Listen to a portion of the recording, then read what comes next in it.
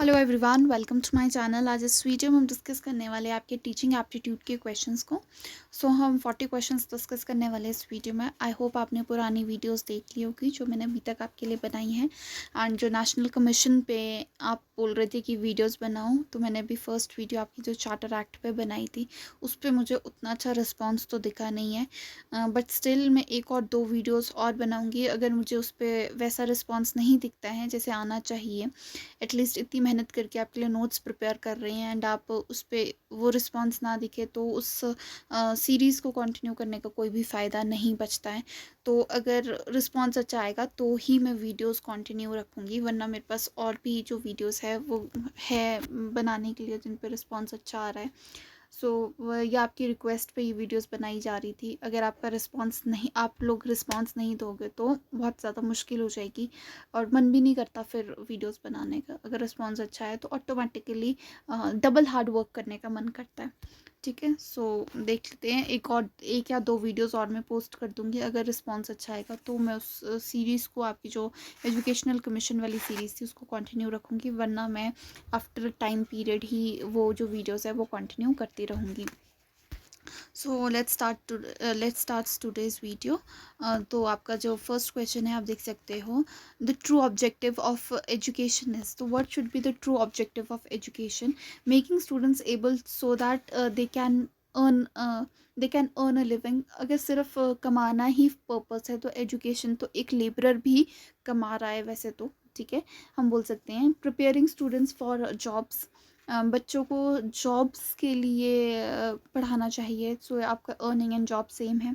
Helping students to acquire knowledge, knowledge acquire करने के लिए करना चाहिए। Facilitating all round development of students, तो इसमें जो आपका करेक्ट आंसर रहेगा वो डी रहेगा, facilitating all round development of students. मतलब बच्चे को हर एक सेक्शन में, स्पोर्ट्स हो, कोई आपकी कम्युनिकेशन स्किल्स हो, हर एक सेक्शन में आपको बच्चे को डेवलप करना है। ये मेन ऑब्जेक्टिव होना चाहिए एजुकेशन का।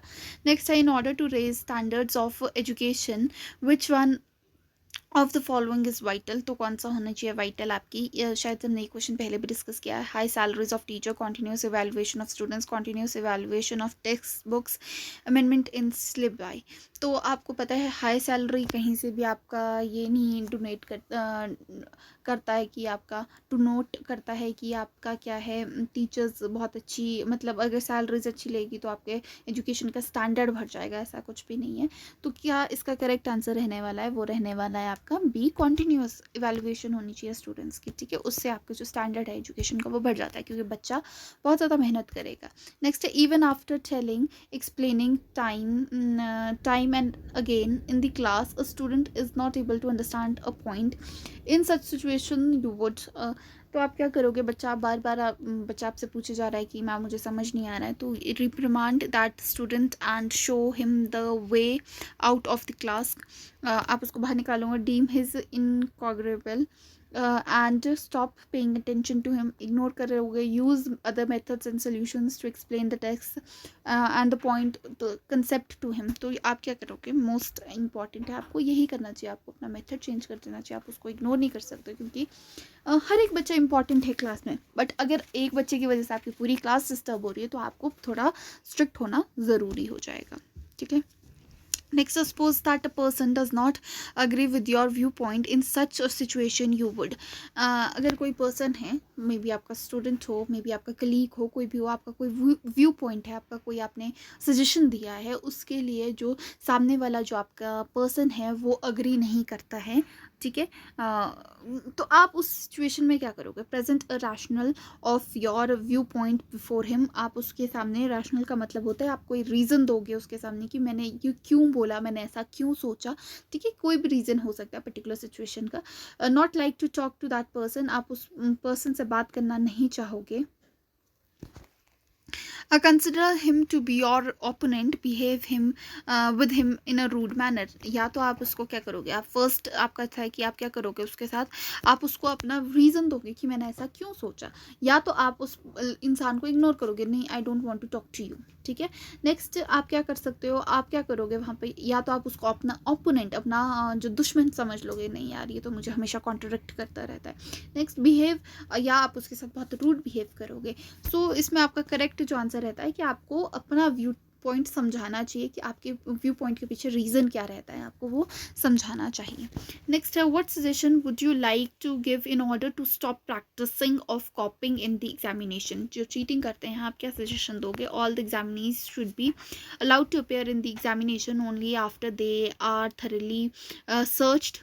मतलब आप पूरी तरह से चेकिंग कर लीजिए तब आप उनको बच्चों को अंदर भेजिए. नेक्स्ट है, who are caught copying should not be admitted to any school. They should also not be allowed to appear in any examination. आप उनको किसी भी एग्जामिनेशन में बैठने ना दो और ना ही उनको किसी स्कूल में एडमिशन लेने दो, गलत बात है. Necessary improvement should be effective in the examination system. See बच्चे को चीटिंग करने की क्यों नौबत आ रही है, आपको वो चीज़ देखना चाहिए ना कि आपने क्या किया है. आपने या तो एज अ टीचर, बहुत सारी टीचर्स आपको चीटिंग प्रमोट करती है, तो वो क्यों करती है वो चीज़ें, क्योंकि उनको कहीं ना कहीं ये चीज़ पता है. या पेपर बहुत ज़्यादा इजी सेट करती है टीचर्स, क्योंकि उनको ये पता है कि मैंने भी बहुत अच्छे से पढ़ाया नहीं है बच्चों को. तो या फिर जो हमारा वो रहता है कि अच्छा रिजल्ट एज अ टीचर आपको शो करना है, तो आप ये सब कुछ करते हो. नहीं, आपको क्या करना चाहिए, अपने एजुकेशन सिस्टम में एक जो है एग्जामिनेशन सिस्टम में आपको एक चेंज लाना चाहिए. आपको अच्छे से पढ़ाना चाहिए, आप इंटरेस्ट लेके ज़ील के साथ पढ़ाना चाहिए. जब आप उस ज़ील के साथ काम करोगे तो क्या होगा, आपका जो एग्जामिनेशन में बच्चे को चीटिंग करने की ज़रूरत ही नहीं पड़ेगी. ठीक है. All the examination should be given free hand to copy during examination, not at all. ठीक है, this should not be done. Next is, some of the students of your class have a weak eyesight. They are unable to clearly see whatever is written on the blackboard. What is your opinion about solving this problem? Let these children sit in the front seat of the class. Call the parents, guardians of such and advise them to arrange spectacles for their respective children or wards. Tell these children to get their eyesight reflected or corrected through the suitable methods. All of these. So ये सारे ही आपको करने चाहिए. आपको बच्चों को उनको front seat पे बिठाना चाहिए. आप उनके पेरेंट्स से पर्सनली, जब आपके पेरेंट्स टीचर मीटिंग होती है तो आपको उस टाइम बात कर लेनी चाहिए कि आपको अपने बच्चे को क्या स्पेक्टिकल्स वो करनी चाहिए, उसको बहुत ज़्यादा प्रॉब्लम आ रही है. आप उनको बच्चों को भी आप ये बता सकते हो कि अगर आप स्पेक्स यूज़ नहीं कर रहे हो इस एज में तो क्या होगा, विद एज ये चीज़ें बढ़ती जाएगी and you will not be able to see. और उस टाइम आपका जो स्पेक्स का नंबर होगा वो और इंक्रीज़ हो जाएगा. ठीक है. सो यस, अगर आपको ये वीडियो पसंद आ रही है तो प्लीज़ इसे लाइक कर दीजिए. ठीक है. एंड अभी तक अगर आपने चैनल को सब्सक्राइब नहीं किया तो चैनल को भी सब्सक्राइब कर दीजिए. Thank you so much. Next है, which teacher in your view is the best. The one who deals with students only under. तो what is gamut of teaching. Under the gamut of teaching, तो gamut क्या होता है आपका, ये होता है आपका कंप्लीट रेंज और आपका जो स्कोप रहता है. ठीक है. मतलब आपको क्या करना है, स्टूडेंट्स की जो कंप्लीट आपको बताना है, कंप्लीट रेंज रहती है जो टीचिंग की. ठीक है. The one who is willing to get the maximum information related to the lives of this children. The one who is popular among the students. The one who is the well wisher. The well wisher will be the correct answer. Next है आपका, which method would you deem suitable for rectifying those students who interrupt the teaching process in the class. थोड़ा fast पढ़ूंगी, question समझ आ रहा है. कोई बच्चा क्या है, समझ आ रहा होगा आपको, आई होप. एंड जो कोई बच्चा ऐसा है आपकी क्लास में बार बार आपकी क्लास को इंटरप्ट करता रहता है, तो आप क्या करोगे उस बच्चों को. सी अगर आप उसके साथ लीलियंट रहोगे, ठीक है, आप पहले उसको वार्निंग्स दे सकते हो, इग्नोर कर सकते हो उसको, बट अगर आप उसके साथ लीलियंट ही रहोगे तो बच्चा बहुत ज़्यादा परेशान करेगा और बच्चे भी उसके साथ उसको एडअप करने लग जाएंगे. सो आपको क्या करना चाहिए, they should be sent out of the class. They should be given harsh punishment. They should be ignored. Complaint should be filed against them with the principal. See आपको पहले तो सिर्फ क्या करना चाहिए, उनको क्लास से बाहर निकाल देना चाहिए. ठीक है. फिर उसके बाद देखना चाहिए अगर बच्चा फिर भी नहीं सुधर रहा है तो कुछ और स्टेप्स आप उसके अगेंस्ट ले सकते हो. Job of the teacher is to generate तो affinity for studies among students, confidence in studies among the students, a believe towards studies among the students, affection and affiliation for studies among the students. तो क्या करना है, आपका teacher का काम क्या होता है, अफेक्शन और एफिलिएशन जो है स्टडीज़ के टूवर्ड्स वो करवाना होता है. If a student ask out an out of context question in your class, then as a teacher you would punish him, ignore him, tell him that the question is out of context, tell him that the student would that you would answer his question after the class. सी अगर तो बच्चा, ठीक है, कई बार बच्चे ऐसे होते हैं बहुत रेलिवेंट से क्वेश्चंस पूछते हैं, ठीक है, आउट ऑफ द कंटेक्स्ट है, आपके टॉपिक से रिलेटेड नहीं है वो, बट कुछ बच्चे ऐसे होते हैं सिर्फ टाइम पास के लिए, टाइम वेस्ट करने के लिए क्वेश्चंस पूछते रहते हैं. So what you should tell, you should say कि this question is out of context. बोलने का ढंग होता है कि I will not answer this question now, जब हम इस टॉपिक को पढ़ेंगे तो हम इसका क्या करेंगे, तब इस क्वेश्चन को डिस्कस कर देंगे, ठीक है. तो इनडायरेक्टली आप क्या बोल रहे हो कि ये आपके कंटेक्स्ट में नहीं है अभी, तो वी विल डिस्कस आफ्टरवर्ड्स, ठीक है. Next, a more indiscipline usually prevails in the class if the number of students is more than the specified norm. मतलब कोई नॉर्म होता है, उससे ज़्यादा अगर स्टूडेंट हो तो जो क्लास में बहुत ज़्यादा जो रहती है, क्योस रहती है. Next, there should be not there is not enough work to keep the children occupied. कम मतलब आप बच्चे को ऑक्यूपाइड नहीं रख रहे हो इसलिए वो शोर क्रिएट कर रहे हैं, बट ऐसा नहीं होता है. There are not enough play grounds and other facilities for the children to play. ऐसा भी नहीं होता है, क्लास में जब पढ़ना है तब तो पढ़ना ही है, और प्ले ग्राउंड का जो आपका फिजिकल एक्टिविटीज़ का पीरियड होता है वो तो डिफरेंट रहता है, तो यहाँ पर आपके प्ले ग्राउंड से कोई भी लेना देना नहीं होगा. तो teacher is not able to make classroom teaching interesting enough. तो D is the correct answer. Teacher ही अच्छी इंटरेस्ट बच्चों में इंटरेस्ट नहीं डेवलप कर पा रही है कि वो उसमें इंगेज्ड रहे, उसकी एक्टिविटीज़ में इंगेज्ड रहे. नेक्स्ट है आपका, which aspect would you like to emphasise upon the while using visual aids during the class. You would present such aids in a dramatical manner. They should be in accordance with the subject to be taught. They should be capable of taking children from unknown to known. You would tell children about them in advance. See, आपका जो यहाँ पर B वाला option है, यहाँ पर आपकी visual add कुछ भी हो सकती है, वीडियो हो सकती है, ड्रामेटिक्स हो सकता है, कुछ भी हो सकता है आपका विजुअल एड. यहाँ पर बुक्स हो सकती है, इंटरैक्टिव प्रेजेंटेशंस हो सकती है, कुछ भी हो सकता है. सो दे यहाँ पर आपको कोई स्पेसिफाइड नहीं किया है, विजुअल एड्स में कुछ भी आ सकता है आपको. तो हाँ, आपको सिर्फ एक चीज़ याद रखना है, कोई भी आपके पास मेथड हो, मतलब विजुअल एड में यहाँ पर ये बोला गया है, बट सब्जेक्ट जो है वो जो सब्जेक्ट के इन अकॉर्डेंस में जो अकॉर्डेंस है उसके हिसाब से ही पढ़ाना चाहिए. जो आप पढ़ाना चाहते हो वो ही आप पढ़ा रहे हो, ये आपका मेन एम रहना चाहिए. नेक्स्ट है, if you find that many students take a leave on the weekly test, then what solutions would you like to devise to solve this problem. तो क्या आप वीकली टेस्ट ले रहे हो और बच्चे उस दिन ही एब्सेंट हो रहे हैं, तो आप क्या करोगे. You would stop taking the weekly test, आप टेस्ट लेना बंद कर दोगे. You would inform the parents, आप इन्फॉर्म करोगे पेरेंट्स को या गार्डियंस को कि ये एब्सेंट रहते हैं पर्टिकुलरली जिस दिन पे मैं टेस्ट लेती हूँ उस दिन. या you would take the rest of the absent students the very next day. You will take the test of the absent students the very next day. आप मतलब नेक्स्ट डे ही टेस्ट लोगे. You would take weekly test on any day of the week. So इसका जो आपका correct answer रहेगा वो D रहेगा. सी आप क्या कर सकते हो, और कोई ऑप्शन ही नहीं बचता है. अगर आप बताओगे बच्चों को तो वो क्या करते हैं, सरप्राइज टेस्ट ही ऑप्शन बचता है, क्योंकि अगर आप बताओगे तो बच्चा एब्सेंट हो रहा है, तो आपको ये भी नहीं चाहिए, मतलब होना नहीं चाहिए ये चीज़. तो आप उनको कैसे इवैल्यूएट कर पाओगे, नहीं कर पाओगे. तो आप जब सरप्राइज टेस्ट बोलोगे बच्चों को तो बच्चों को पता ही नहीं होगा कौन से दिन पे टेस्ट है. हाँ, लकी आर दोज जो उस दिन एब्सेंट हो जाएंगे आपके सरप्राइज टेस्ट में, ठीक है. बाकी तो क्या होगा, यही एक ऑप्शन बचता है कि आप सरप्राइज टेस्ट लो. नेक्स्ट है, with the help of cumulative records you can measure. क्या आप मेजर कर सकते हो, क्या आप असेस कर सकते हो. The moral values levels of children can be evaluated. The pace of educational progress of children can be known. Children can be disciplined. The development of children can be gauged. तो आप development को assess कर सकते हो बच्चों की इससे.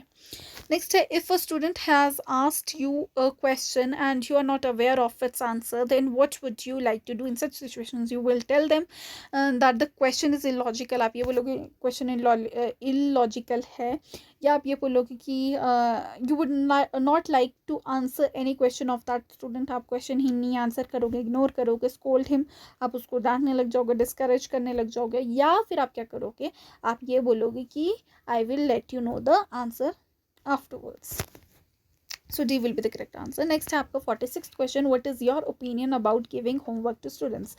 तो हाईली इंटेलिजेंट स्टूडेंट्स को होमवर्क देने की ज़रूरत नहीं होती, गलत बात है. बच्चे तो बच्चे हैं, डेवलप कैसे होंगे अगर आप उनको वर्क नहीं दोगे, ठीक है. Weak students should be given simple homework. अगर आप उनको सिंपल सिंपल काम करवाते रहोगे, yes we should give them simple work, but हमको उनका लेवल भी तो इंक्रीज़ करना है, वरना वो सिंपल पे ही अटके रहेंगे. All student should be given same work. नहीं देना चाहिए, सबकी कैपेबिलिटीज़ अलग अलग है. नेक्स्ट क्वेश्चन में, नेक्स्ट ऑप्शन में है, it would be beneficial to give homework to students in accordance to their abilities and capabilities. वैसे तो होना तो यही चाहिए, यही करेक्ट आंसर है, बट हर टीचर इतना वर्कआउट तो नहीं करते हैं. हर क्या, मैक्सिमम टीचर्स इतना वर्कआउट नहीं करते हैं कि वो अपने स्टूडेंट्स को अलग अलग होमवर्क दे सकें, ठीक है. नेक्स्ट है, the use of audio visual material और aids in the class is more useful to the students who are slow learners, more useful to the students who are intelligent, enhance the curiosity of the children, take the concentration of the students away from the main subject. So इसका जो आपका correct answer रहने वाला है वो रहने वाला है कि क्या है, स्लो लर्नर्स के लिए है ये बहुत ज़्यादा यूजफुल. नेक्स्ट है, it is important for the teacher to have a complete knowledge of the subject, to complete knowledge of the teaching methods और knowledge about the students, all of these. तो इसमें आपका correct answer all of these रहेगा. क्यों रहेगा? सी, teacher के पास complete knowledge होनी चाहिए अपने सब्जेक्ट की, तभी वो जो डाउट्स है वो क्लैरिफाई कर सकती है अपने स्टूडेंट्स की. टीचिंग मेथड्स की इसलिए होनी चाहिए क्योंकि पर्टिकुलर टॉपिक है, कोई भी टॉपिक है तो डिफरेंट मेथड से हम उस टॉपिक को पढ़ा सकते हैं, और जो मोस्ट इनोवेटिव मेथड है वो टीचर यूज़ कर सकती है अगर उसको नॉलेज है उन टीचिंग मेथड्स की, ठीक है. और स्टूडेंट्स की नॉलेज इसलिए होनी चाहिए कि उसकी क्लास में बच्चा, कैसे बच्चे हैं जो ऑडियो प्रेफर करते हैं, वीडियो प्रेफर करते हैं, एक्टिविटीज़ प्रेफर करते हैं, कैसे सीखते हैं उसके क्लास में बच्चे. अगर टीचर को ये नॉलेज है तो वो बहुत अच्छे से क्लास को हैंडल कर सकती है. तो all of these will be the correct answer. Next question है, if as a teacher you have completed if you as a teacher have complete knowledge of your subject, then only you would be able to get respect from the students. बच्चों से respect आपको तभी मिलेगी, आपके बच्चे जो है, आपके स्टूडेंट्स जो है वो तभी गुड मार्क्स से पास होंगे, और अदर टीचर्स भी आपको तभी मतलब आपको रिस्पेक्ट करेगी, आपसे इम्प्रेस्ड रहेगी. या D, you would be able to eliminate the doubts of your students. मैंने यही बात की, आप अपने डाउट्स, जो बच्चों के डाउट्स है वो बहुत अच्छे से एलिमिनेट कर सकते हो अगर आप ये चीज़ अच्छे से करते हो तो. नेक्स्ट है आपका, how can the habit of stealing be removed from among students. By giving harsh punishment, by giving threats of punishment, धमकियाँ देने लग जाओ, बाय रिप्रोमांडिंग देम, मतलब आप उनको डांटने लग जाओ, by giving them good advice and keeping vigilant I over them. तो आपको क्या करना चाहिए, उनको अच्छी एडवाइस देनी चाहिए, अच्छी अच्छी मोटिवेशनल स्टोरी सुनानी चाहिए, मतलब मॉरल वैल्यूज़ वाले लेक्चर्स लेनी चाहिए आपको, एंड साथ में आपको एक नज़र रखनी भी ज़रूरी है. नेक्स्ट है, even after repeated instructions from your end the student comes late to the class. What action would you like to take in such situation? आपने बहुत बार उसको बोला है कि you should not get late to the class, but फिर भी बच्चा late हो रहा है, तो आपका क्या करना चाहिए. You would not let him enter the class. आप उसको क्लास में, you would inform his parents, guardians in this context. You would inform the principal of the school in this context. You will ignore him. तो इसमें जो आपका correct answer रहेगा वो B रहेगा. आपको उसके गार्डियन से बात करनी चाहिए क्योंकि बच्चा लेट आ रहा है स्कूल. क्यों आ रहा है लेट, वो रीज़न आपको पता होना चाहिए. मे बी क्या पता घर पे ही कोई प्रॉब्लम हो, ठीक है, घर पे कोई प्रॉब्लम हो, इसलिए आपको एक बार बात कर लेनी चाहिए पेरेंट्स से before punishing him. In order to win the trust of the students, a teacher should behave like a father, mother, teacher, friend. तो फ्रेंड की तरह नॉर्मली हम चीज़ें किसके साथ शेयर करते हैं, अपने फ्रेंड्स के साथ करते हैं. तो आपको अपने फ्रेंड्स, आपको बच्चों का, उनका ट्रस्ट जीतने के लिए उनका फ्रेंड की तरह उनको ट्रीट करना चाहिए. Next, from your view point, whose development is the most important among whose development is most important among students. Dedication towards work, self confidence, the importance of labor, affinity for relation. Religion का तो कोई काम नहीं है. Importance of labour, कौन सा आप बहुत हार्ड वर्क करवा रहे हैं उनसे. डेडिकेशन टूवर्ड्स वर्क, वो तो विद टाइम खुद ही आ जाती है. तो आपको एज अ टीचर किस पे फोकस करना चाहिए, सेल्फ कॉन्फिडेंस के बच्चे के सेल्फ कॉन्फिडेंस पे वर्क करना चाहिए. नेक्स्ट है, विच method would be more effective to generate an interest interest among the students for sports game, showing them big league matches, giving new sport gear to children, telling students that sports and games are as important as studies, playing yourself in the playground along with the children. See बोलने से कुछ नहीं होगा, learning by doing का काम है यहाँ पर भी. तो आपको खुद भी खेलना चाहिए और बच्चों के साथ आपको उनको भी खिलाना चाहिए. नेक्स्ट है, nowadays the teacher does not enjoy much such respect as was given to him during earlier times. The reason behind is what is the reason, what do you think? कि पहले के जो teachers थे उनको बहुत ज़्यादा respect मिलती थी. आज के टीचरों को कुछ समझा नहीं जाता, इतनी रिस्पेक्ट नहीं चाहती. Teachers take up teacher tuition work लेते हैं, इसलिए the character of teacher is not the same as it was during the earlier times. पहले के टीचर्स बहुत इफेक्टिव होते थे. इनके बोलने का मतलब ये है, the teachers do not do their duties with dedication, all of these. So मेरे हिसाब से ऑल ऑफ दीज ही रहेगा इसका आंसर, क्योंकि ये सारी चीज़ें ही है जिसकी वजह से टीचर्स अपनी रिस्पेक्ट लूज़ करते जा रहे हैं. Next is, nowadays students do not have a zeal to study. The reason for this is, see, बच्चे में zeal कब तक नहीं आएगी स्टडी की? जब तक टीचर अच्छी नहीं होगी. अगर आपकी टीचर आपको इंस्पायर कर रही है, ठीक है, आपने स्कूल टाइम में भी देखा होगा, अपने स्कूल टाइम में भी ऑब्जर्व किया होगा, आपकी जो टीचर आपके लिए इंस्पिरेशन बन चुकी थी, आपने वही सब्जेक्ट्स ऑप्ट किए +1 +2 में, ठीक है. 9th-10th में जो टीचर आपके लिए एक इंस्पिरेशन बन चुकी थी, आपने उनके बेसिस पे आपको उनका सब्जेक्ट स्ट्रॉन्ग हुआ आपका, ठीक है, उन्होंने अच्छे से पढ़ाया तो आपका वो सब्जेक्ट स्ट्रॉन्ग हुआ और वही आपने फिर +1 +2 में लिया. सो इसका जो करेक्ट आंसर रहेगा क्या है? They are unable to get enough motivation to study. They feel their future would not be right after they complete the study. Do not get conducive environment for pursuing. Conducive का मतलब क्या होता है?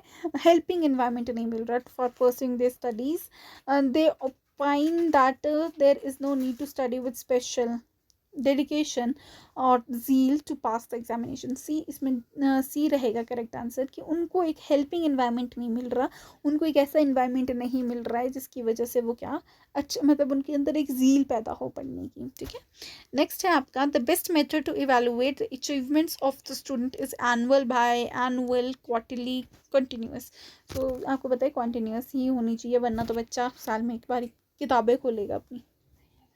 Next है आपका, who among the following had stated motivation is the art of generating interest in the mind of the students. Motivation क्या है? एक आर्ट है जिसमें आप इंटरेस्ट जनरेट कर रहे हो बच्चों के दिमाग के अंदर. ये किसने बोला था? ये आपके बोला था थॉमसन ने, ठीक है. हम ये पढ़ेंगे, थॉमसन की हम पढ़ेंगे. ये आपके क्या बोलते हैं, मैक्यूले के बाद आते हैं, ठीक है, और वो डिस्पैच से पहले आते हैं. तो आपके बीच बीच में यहाँ पर एजुकेशनल साइकोलॉजी के क्वेश्चंस भी हैं, एजुकेशनल कमीशंस के क्वेश्चंस भी, आई मीन टू से. नेक्स्ट है आपका, the special feature of meaningful examination is the following. All students get through the examination with good marks.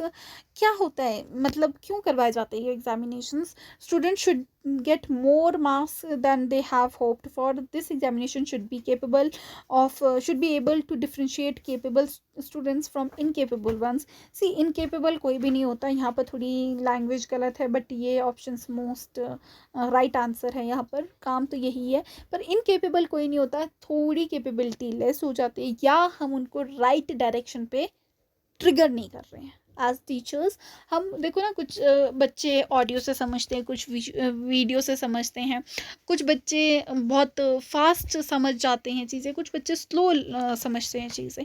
तो हमारे जो मेथड्स हैं वो गलत हैं. इनकेपेबल कोई भी नहीं है, हर बच्चा कर सकता है. ये चीज़ आपको याद रखनी है, हर बच्चा कर सकता है. इस पर रिसर्च अभी भी चल रही है, तो हर बच्चा कर सकते हैं, ठीक है. इनकेपेबल कोई भी नहीं है, but still this is the right answer.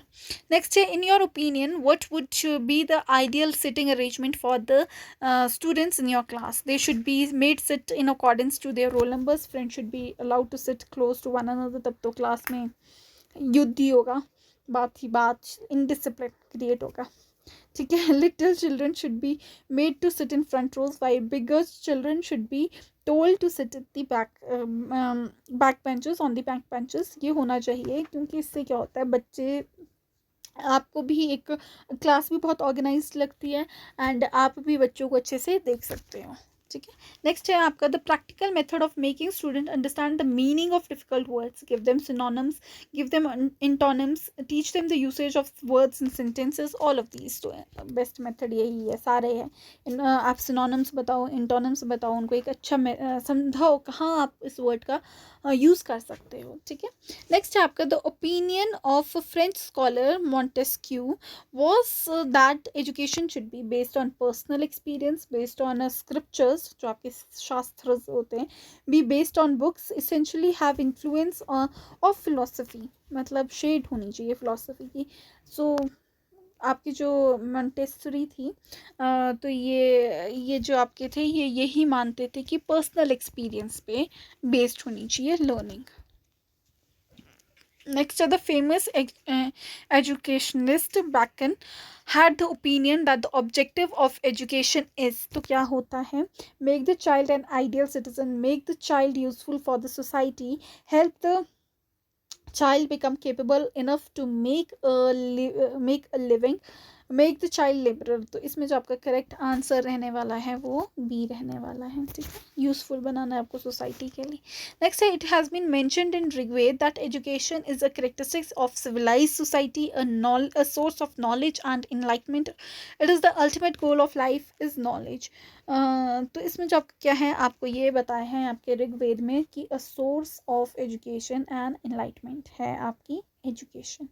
Next है education not only preserves the culture but also it makes the latter. तो लैटर में क्या होगा, इनरिच्ड करता है। ठीक है। नेक्स्ट है informal education of the child is, कहाँ से होती है, is carried out in a planned manner, बहुत प्लान्ड मैनर में होती है। इनफॉर्मल बोल रहे हैं, इनफॉर्मल है, प्लान्ड तो कहाँ से होगी, starts from his environment, is given to him by an institution, is effective with effort। See formal education तो at the age of 4 अब start हो जाती है आपकी। ठीक है, बट इनफॉर्मल एजुकेशन आपके बर्थ से स्टार्ट हो जाती है। ठीक है, आपके जैसे इन्वायरमेंट होता है आप उस हिसाब से जो है बच्चे को एजुकेट कर रहे होते हो। ठीक है, B will be the correct answer. Next, the objective of education is all-round development of the child. Which one of the following is included in this development? Physical, intelligent, moral and spiritual, economic development. क्या है, the objective of education is the overall development of the child. Which one is not included? Not पूछा गया है, तो आपके economic development is not included in the objective of education. ठीक है। Next है आपका the objective is the basic education, the objective of basic education of Gandhi ji was to let the child come face to face with truth, make the child see of knowledge, to mold the child according to the needs of society, to teach him a lesson of non-violence and truth। तो इसमें जो गांधी जी की teachings क्या बोलती है कि हमको क्या बच्चे को जो सोसाइटी की नीड्स है उसके हिसाब से हमको मोल्ड करना चाहिए। ठीक है, बनाना चाहिए उसको। नेक्स्ट क्वेश्चन है the basic education system was based on the view point that the child learns all the good things with the cooperation of the people of the society, can get more knowledge by reading books, can get better education through a meaningful and creative piece of work, is not interested to learn anything without economical motivation। तो इसमें जो आपका correct answer रहेगा वो सी रहेगा कि हमको क्या करना है, क्या करना है, आपकी जो बेसिक एजुकेशन गोल्स हैं आपके। ठीक है, हम सिर्फ बेटर कब हो सकते हैं जब हमारी बेटर एजुकेशन और मीनिंगफुल हमको एजुकेशन मिल रहे। नेक्स्ट और आज का लास्ट क्वेश्चन है Gandhi ji has given a great importance to purpose creativity activity under the gamut of basic education. Which one of the following can be called purposeful creative activity? Embroidery, dyeing, making toys of clay, all of these। तो इसमें जो आपका correct answer रहेगा वो D, all of these रहने वाला है। ठीक है, नेक्स्ट ये क्वेश्चंस रहेंगे हम नेक्स्ट वीडियो में कवर करेंगे। आई होप आपको ये वीडियो यूजफुल लगी हो। अगर यूज़फुल लगी है तो प्लीज़ इसे लाइक कर दीजिए, अपने फ्रेंड्स के साथ शेयर कर दीजिए, बाकी चैनल को सब्सक्राइब कर दीजिए अगर आपने अभी तक नहीं किया है। और प्लीज़ नेशनल कमीशंस पे अगर जो है आपके एजुकेशनल कमीशन वाली जो वीडियोस आपके लिए बना रही हूँ, बहुत एफर्ट्स लग रहे हैं उस वीडियो में। ठीक है, अगर आप उस पर रिस्पॉन्स अच्छे से नहीं दोगे तो वो वीडियोस कंटिन्यू नहीं रहेगी। I am telling you this thing, sorry but I need, मतलब इतना टाइम नहीं बचता है एंड स्टिल वो रिस्पॉन्स नहीं मिल रहा है, तो I have to stop that. ठीक है. So that's all. Thank you so much.